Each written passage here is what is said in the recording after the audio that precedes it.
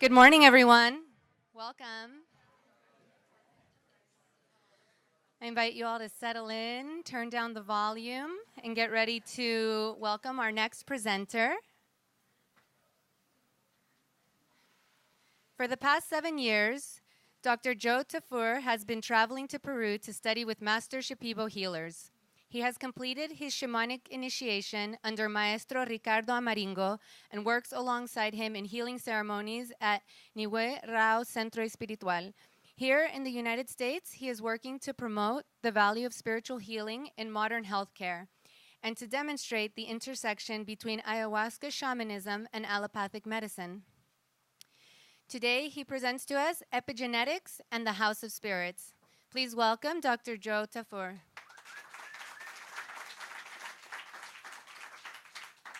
Thank you, everybody. So thank you, everybody, for coming this morning. Thank you to the conference, everything. I think you left your phone. Who's somebody's phone? I gotta put my phone. So again, just with my theme of trying to bridge the world of the medical model, the scientific model. I mean, everyone I see like through this, everyone's like, oh, well, why don't you do this? Why don't you do research? Why don't you do, there's so many things to do, and everyone's doing these different things. But this is my area of interest because I'm involved in the shamanic healing. And so just trying to get this across and trying to find where it intersects with our knowledge of biology and medicine and those things. So this is an idea I had to try to do. I was like, oh, it's always so scientific. When are you going to do the big reveal and talk about shamanism? And so this is kind of like a little bit closer to that. Maybe not as much as, come to ceremony if you want to see the shamanic, that's better there. So Epigenetics, House of Spirits. So this movie wasn't very good, but Jupiter Ascending. But if you did see it, there was this one thing that got my attention. They had this idea that there was this like vampire humanoids that were waiting around for thousands of years because they were saying that the genetic code like was the signature of a soul. And so that every so often, it would reform in the same combination, and that would be like a reincarnation of that person. And so they're all waiting for this one mother to be reborn when the things recombine. And that just got me thinking that this idea of like this genetic code, your DNA blueprint, that it could be kind of like a seed of the soul, as far as the manifestation in the flesh. We're always talking about, like Mitch was talking about, where does the ethereal hit the worldly realm, or the illusion or whatever we want to call it. But this body, this life that we're living, sitting here in this room together, the soul that is connected to all these other things that so many of us are connecting to just in our daily lives, and then with the ayahuasca, et cetera, it seems like this DNA blueprint code is kind of like this magical substance that allows for a particular soul to kind of individuate into some kind of embodied consciousness. Just like throwing it out there, that it seems like this very alchemical substance. And so then, moving right along, so then I was like, okay, there's a seat of the soul. If the DNA is a seat of the soul, but there's this epigenetics. It's this big push in modern medicine and modern biology is that the DNA code is not the whole DNA. Not in humans, not in plants. That we have there's an epigenetic coding. There's a coding over the genes that's very much involved in the way those genes are expressed. And so that's a unit actually. We can't really separate it, but we're just learning about this epigenetics, the coding that can be modified in so many ways. And so, when people come to the center, to Niue Rao, for example, or everyone has their own experiences, but there, when we're learning shamanism and things like that, we're encountering all these different energies and these stories of the people's lives, and maybe there's some kind of archetypal metaphorical experiences that they have in the visions, or maybe as a shaman you're seeing different energies and you're dealing with different energies. So as a doctor, I'm always kind of asking the question like, wow, where, and so then just to go one step further, so then in the Shipibo tradition they would call this spirits, like, oh, the spirit of your mother, or the spirit of this abuser, or the spirit of this energy of this thing that you went through. The energy of the war, when that comes up in the visions. So we say in the morning, oh, what did you see last night? Oh, this thing, I had this thing. The shaman, we're going to clean that now. Now we clean that energy, So that's the idea. That's what the Ikaros are about. You know, at our center in the tradition that we work in, a lot of it is about cleaning and clearing certain energies that we're focused on or that have come up or perhaps are coming up in the visions. And so it's like, where would these energies live in the physical body, you know, in some kind of measurable place? That's my question, you know. And yeah, I guess there's like, I'm not an expert of neuroscience, of like neuronal networks, brain networks of memories and stuff like that, but maybe there's like also more diffuse, like in the whole body, in all the cells, you know, where some of these energies might live. So so the epigenetics, this coding is, I'm going to get into it a little bit, but it's telling all these different stories actually. All these different stories kind of we can show how they get stored in there. And so it's like, is it an ambassador of the soul? Is it the memories of the seat of the soul? Is it the seat of the soul? Or is it this house of spirits, you know, that we come across? So here's a little introduction to epigenetics. So you have this DNA code. Okay, we're familiar with this DNA code, you know, to some degree. You know, not everyone's a biologist or a doctor or something. But this DNA code is packaged. Okay, so everyone always talks about this DNA code. It goes from here to the moon and back. It's so long, you know, it's impossibly long. This incredible, like, sacred geometry or whatever it is that allows such a long thing to be packaged into such a tiny place in every cell. And so it's packaged through these proteins, these histones, and there's other degrees of packaging that happen, but this is one of the main ones. And so you get this chromatin, which is the combination of the DNA and its packaging proteins. And this chromatin is like, so then I'm saying the coding of the genes, we could say. So this chromatin can be tagged, you know, it can be tagged in all these different magical ways, these little like epigenetic factor. Something happens and then there's a little tag and a tag, and that tag stays with the system, and that tag is now going to affect how these genes are going to be expressed. So maybe people say, oh, my parents had diabetes, I'm going to have diabetes. It's like, well, maybe it's not your code. Maybe there's some tags on there. It's like we say, it's like software, it's not hardware. And you can undo that stuff. And that would explain like all these like big, rapidly advancing epidemics that people think are genetic, like cancer, okay? So everyone's like, oh, genetic cancer. Yeah, but when Fukushima happens, everyone wants to get the hell out of there because they know it's not the genes. You know, cancer is a very environmental problem, and it can accumulate like through epigenetic factors, and that's a big focus of research. Autoimmune disease, you know, is being looked on that way to a large degree. And then mental disorders, all this depression, all this PTSD, all this anxiety, all these issues that people are coming down to the ayahuasca centers for and that are a big theme of all this psychedelic medicine, they seem to be very epigenetically oriented. Diabetes is another example like that. Okay, so here's a little thing. So epigenetic mechanisms, things that we know affect the epigenetics development, okay, in utero, in the womb, childhood experiences, environmental chemicals, drugs, pharmaceuticals, aging, diet. Those are all, so I say, wow, that's like the stories of somebody's life. You know, what were they eating? How do they live? You know, what have they been exposed to? What happened to them when they were in the womb? What happened to them when they grew up? So, you know, another person, this neural network idea of this, somebody else was coming up with a new idea of like, oh, thoughts become spirits. This doctor that come to the center, he was telling me, oh, well, you know, your thoughts become spirits. He's like, because they start coming around when you don't want them. They take on a life of their own. So that's what we talk about, these spirits and these energies, is some part of us that is kind of taking on a life of its own. But then there's this cellular memory too. That's what I'm talking about. Beyond organ systems, the cell, epigenetics, the cell remembers stuff in the system we just talked about. Epigenetic memory shared across the network at the cellular level, and then like yesterday I talked about this emotional body, the psychoneuroimmunologic network, the mind-body stuff, that there's a lot of epigenetic stuff stored throughout those systems. And so they do these monkey studies, you know, they do these monkey studies and they see what happened to these monkeys. For example, this is a complex slide, but the idea is that when they do these, so early life adversity is associated with a broad scope of lifelong health and behavioral disorders. If you have childhood neglect, a lot of times those problems are going to stay with you for the rest of your life unless there's some intervention.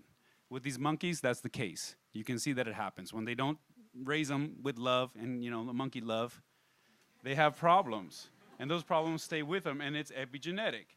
And they can show that the difference, okay, in the DNA methylation with this epigenetic mechanism in their brain, prefrontal, connected to their limbic emotional brain, and also in their white blood cells, back to this emotional body where the immune system is connected to the emotional system, and it's tracked everywhere. So it's just about that, okay? That's proof that the childhood of this monkey is stored in its epigenes, the story of that, okay? And it stays with them. So then here's that same kind of idea again, okay? So that somehow some epigenetic factors from this lack of love, basically, we could say in a human perspective, or nurturing, caring, they have a surrogate mother instead of their real mother. They're mammals. You can try to argue they don't love each other and stuff, but, you have dogs and, you may have a different kind of attitude towards that. But that kind of emotional experience that they're going through with their connection with their mom is going to be tagged in the epigenetics. The story is held there. So this Bruce Lipton, I don't know if you guys know about Bruce Lipton, biology of belief. He's a big, guy talking about epigenetic research. So he's like, genes are not destiny. Environmental influences, including nutrition, stress and emotions, can modify those genes without changing the basic blueprint. So he talks about this epigenetics like this. You have this DNA blueprint, you have the cell with its membrane, and you have the outside environment. He's saying the epigenetics is like the contractor that's reading the blueprint. You have a blueprint, but that's not what gets put out. It's what the contractor reads off the blueprint is what gets out to the world. And that is actually determined by what's going on in the environment. The contractor is responding to the environment. So now his big thing is it's not the genes that are controlling, it's the environment that's controlling. And he's talking about perception, being your interface with the environment. So that's biology of belief. He's all over the internet. Here's Ricardo Amaringo, good old Ricardo, my trusty teacher and business partner. So he's teaching us, he's teaching us how to help these people, what are we going to do with the people that come through, we're going to sing Icaros and they're going to be on their diet and we're going to go through ceremony. And he's saying, well, we got to clean the energies, you got to clean the energies. So people are coming and he's like, oh, well, we got to clean these energies, Joe, these energies of their traumas, clean their trauma, clean these strong emotional experiences that have imprinted them. We got to clean that in the ceremony. And so the energies from our ancestors, from our parents, from our experiences in the womb, from our infancy, from childhood, adolescence, adult, whatever, from where we live, from our family, our social relationships, and maybe from paranormal, mysterious sources, perhaps that would also influence such a system. That's being influenced by emotions and energies exchanged between people. So where do these stories of our lives live inside of us? The stories of what we eat, how we live, who talked to us this way, who didn't do this, who touched us the wrong way, you know what I'm saying? Well, the epigenetics, there's a lot of evidence that that's where it lives. So here's an example, another complex slide, but I'll just kind of breeze through it. Intergenerational transmission of stress in humans. So when people talk about, a lot of shamans are talking about ancestral trauma and healing ancestral trauma, and we hear this talk, but we didn't have a way in the biology, oh, what's a bioancestral doctor? Ha, that's nothing, there's no such thing as ancestral trauma. But then it turns out there is, well, there already was, and now this, to be allowed to talk about it with scientists and doctors, you need some kind of framework. And so they looked at these people, Holocaust survivors, and their children. And they showed that the children, they did this study, genetic study of 32 Jewish women and men that had been interned in Nazi concentration camp, witnessed or experienced torture, analyzed genes of their children who are known to have increased likelihood of stress disorders.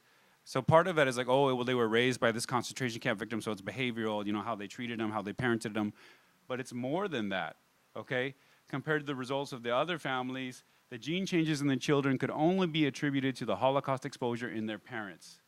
So this team were specifically interested in one region of gene associated with the regulation of stress hormones, back to the emotional body, which is known to be affected by trauma. They found epigenetic tags on the very same part of this gene in both the Holocaust survivors and their offspring. The same correlation was not found in the control group. So back to this again. Here's this kind of thing, these tags. They thought, oh no, every time the new kid is born, your sperm and your egg, that's wiped clean so you could start again. But no, there's some tags that come through the system. So then they did these mice studies similarly where they conditioned these mice to be afraid of a smell. You shock them or whatever, you torture them every time the smell comes, and then now their kids react to the smell without any conditioning. And then the grandkids also react. And so it's this stress system, the stress response system, this emotional system. So the idea is that that's actually like a biological instinct system. That's the new look. Well, of course, you want to be able to do that. You want your children to be tuned to their ecosystem, to their environment. So the new little mouse already knows, oh, hawk, oh, they already have a reaction in their cells before they even, know what it is or ever see a hawk do anything. Or they know, ooh, that smell, ooh, there's food over there. So that's the instinct. Epigenetics is part of our instinct. But the problem is, it also stores a lot of emotional trauma, the same kind of system. And so that's an ancestral fear, and these guys are studying addicts. Like, okay, these addicts that have kids, oh, my dad's an alcoholic and all this stuff in this chain. How do we break this cycle? And so that's what these guys are focused on. So there's models of intergenerational and transgenerational transmission of risk for psychopathology in mice. So they're saying, you know, risk or resilience in psychiatric disorders is influenced by acquired, so from new parenting, but also inherited factors. More recently, evidence from rodent studies suggests that acquired risk factors can be transmitted through non-genomic epigenetic, not in the code, in the epigenetics to subsequent generations, contributing to the cycle of disease and disease risk, illustrating the difference between behavioral transmission and epigenetic transmission. It's not because I grew up in, you know, that's going to affect you, of course, growing up in some disruptive situation, but there's also some epigenetic stuff there. Explore how these phenomena might influence our understanding of psychiatric disorders, leading toward new prevention and therapy. So just epigenetics, very popular area of research. So epigenetics publications since 1995, from a few hundred to now like 10,000, growing, huge field of biology. Epigenetics in disease, like I said, cancer, diabetes, neurodegenerative stuff like Alzheimer's, autism, you know, all these big epidemics, ADD, ADHD, these funny little things that are popping up more and more, and we don't know why. It's like it's epigenetic buildup from a culture. So mental health problems, similarly anxiety, depression, addiction, PTSD, the problems in the emotional body that I'm saying that people are looking to psychedelic help from is also very epigenetic. So here's a little example of that is epigenetics of the depressed brain. So histone acetylation, those are those proteins. Acetylation is how they're tagged.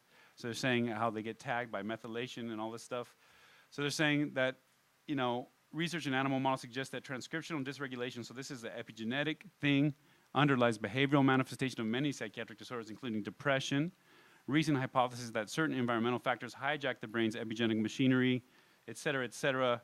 I don't really want to get into this slide, but in fact, it has been demonstrated that during the lifetime of monozygotic twins, there is a profound accumulation of epigenetic differences, likely because of different life experiences. Again, the story of their life experience tagging into their epigenes.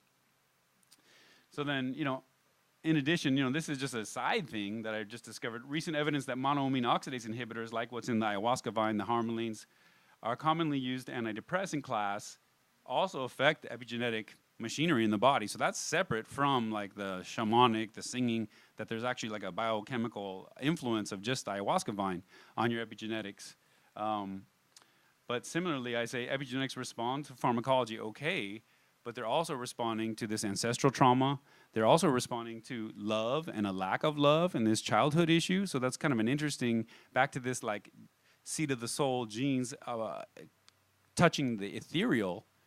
Like this epigenes is part of the same mechanism that also seems to respond to these energies in the sense of love, emotional contact. The genes are, the tags are happening in response to those kind of exchanges, not because of a drug, but because of some kind of energy exchange. And similarly, they're studying them in response to meditation. So altered state of consciousness is also influencing the epigenes. So another ethereal, because you could try to make the argument, oh, well, they're calming down, and then once they calm down, then, you know, their system, the milieu is different, so they're going to get tagged different just from sitting meditating. So that's fine, I'll go with that. But there is still the moment when they decided to meditate, and that intention, which is a mystical moment, where they decided to bring that into the consciousness and then allow that to become flesh, okay, with these epigenetic shifts. So I'm saying the epigenetics is a place where it seems that consciousness affects the flesh. So genomic counter, so these are just some little studies, I'm just throwing it up there just for the fun of it, but this is meditation stuff. So when they do these meditation studies and they say meditation brings this relaxation response, and they start tracking like, okay, where is the source? Where does it dead end? They follow the trail. Okay, it's making them more relaxed. What part of their body was affected? And they follow the trail back, and they're saying, okay, they get these different oxygen consumption, different response to stress. And then they start seeing, wow, it keeps tracking all the way back to where the genes are transcribed, to the epigenetic level. We follow the trail back, and all of a sudden we end up on the epigenes again. It's like, oh, well, they make more of this protein, they make more of that protein, and then their blood vessels are more dilated, and whatever, they calm down, their heart rate slows down, and where does it start? Where do we go? And then we end up here again.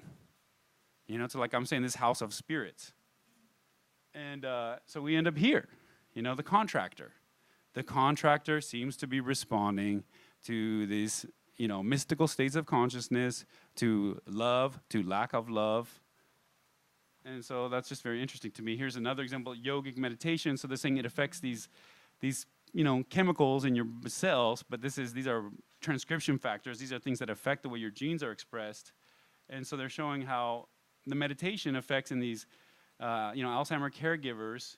It's affecting the way these proteins are expressed, and they're seeing it's an epigenetic shift that's happening from the yogic meditation. Expert meditators, I haven't seen the sign. Has there been a sign? No sign yet, right? Good, we're good. So expert meditators, these are experts, okay, that in one day they can show their epigenes respond to their meditation session. So they're saying these histone, these are the taggers, the epigenetic taggers, the way they affect their inflammatory genes, the proteins, it can be affected in just one day of meditation from a master meditator. So again, here we go. They're like shifting their epigenes in response to their state of consciousness. So again, I'm saying this is a place where the rubber hits the road, where the ethereal, spiritual, quantum, whatever, seems to hit directly to this very mystical genetic, machinery that we carry. That's that. So back to this. So I said evidence suggests that epigenetics responds to love or a lack of love, that it also responds to meditation and mystical states of consciousness. Epigenetics are tagged by strong emotional experiences and hold the stories of ancestral trauma and emotional traumas. They are likely one target, perhaps among many, of shamanic treatment.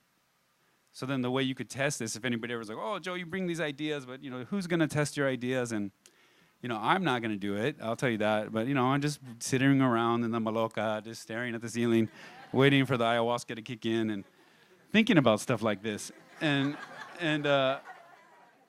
then once in a while, I forgot to mention, one of my ideas came from, I was singing to somebody, 5 minutes, I was singing to somebody, and then that's what they showed me. And now that I have this consciousness, it's probably my projection or whatever, but their chromatin, like I saw their chromatin, and I saw this dragon swimming in the cracks, of their chromatin. And I was like, oh, that's part of what fueled like my whole idea in this, was from ayahuasca visions. And so that was it. And so then I was singing, and that was a big breakthrough for me shamanically, because after I had that moment with that person, then something really big happened and shifted with them, and we both shared this experience. And so for me, it was very significant. So I'm saying that these epigenes, like that are shifted in this emotional body system that I'm talking about, like in the monkey studies, and in some of these other studies, they're checking white blood cells from your blood when they do these things on the meditators, because they shift in the white blood cells too. So you can draw blood, and you can see, it's a very complex lab and expensive to do that, and maybe we don't need to do that, but we can just draw from all the research that's out there and tell this story and let people know that there's something going on, you know what I mean? We don't, again, back to bringing the mystery back around, instead of being in denial all the time, it's just getting embarrassing, for me. So, cleaning energy, so this is what it's about. This is what we train in, in the Shipibo tradition with Ricardo, trying to clean these energies, like I said, of all these different places, maybe even from paranormal, mysterious sources. This is where that would happen, Is how you could tag. You could tag some witchcraft, into somebody's system, potentially, Not that, I'm not interested in that, but just saying. But prolonged dieting with the master plans like our technique, with this big cleanse associated with it, well, the cleanse, of course, is going to influence the epigenetics. If diet is the epigenetic problem, if somebody has type 2 diabetes and they need medication, and then you put them on a dietary cleanse and they don't anymore, and they don't have diabetes anymore, the cleanses help epigenetically. That's one of the big ways they help. And there is the microbiome and your gut biome, and that's a whole other discussion one day to bring into this. But I'm saying prolonged dieting and master plans likely facilitates this process, as well as repeat treatments. We don't just do it one time, it's this whole process. Becoming more fixed, and then of course the integration and the lifestyle changes is what's going to lock that kind of thing in, because similarly they will respond when you go back and to the same mess that you left, and you don't change anything, it's going to start, imprinting, tagging you back in. So thank you, and this is an organization I'm starting with my brother. We're trying to promote this kind of education for healthcare professionals and doctors and things. Modern spirit, we're just taking off. And it's also, the mantra is for, spiritual healing is spiritual practice is spiritual healing. The reason I like to repeat that is about this religion thing. And I was like, oh, if it's a medicine thing, how come why don't you go a therapeutic route? Why are you going a spiritual route? And I'm like, well, spiritual healing is spiritual practice is spiritual healing. So if I'm in a faith healing church, You know what I mean? And that's what we're doing, and that's over there. And maybe I'm a doctor, but I happen to go run into one of my patients at the Faith Healing Church. That's none of your business, you know? So that's it. Thank you very much.